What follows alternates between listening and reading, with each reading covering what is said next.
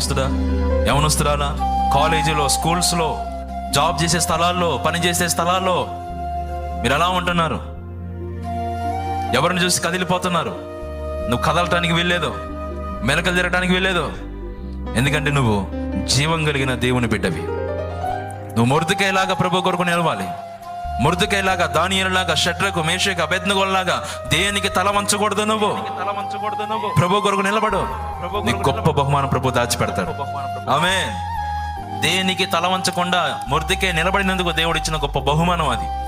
తల వంచి అందరిలాగా బెండైపోయి గడగడలాడిపోతే అందరిలో ఒకళ్ళలాగా మిగిలిపోయేవాడు. దేనికి కదలలేదు కనుకని. హామానైనా, సిగరెట్ అయినా, మందైనా, స్త్రీ అయినా, పురుషుడైనా, రాజకీయ నాయకుడైనా, సినిమా యాక్టర్ అయినా, డబ్బైనా, నువ్వు కదలకుండా ప్రభు కొరకు నిలబడు. ఉన్నతమైన అంతస్తులో ప్రభు నిన్ను నిల్చోబెడతాడు. ఇది ఖచ్చితం, ఇది నిజం.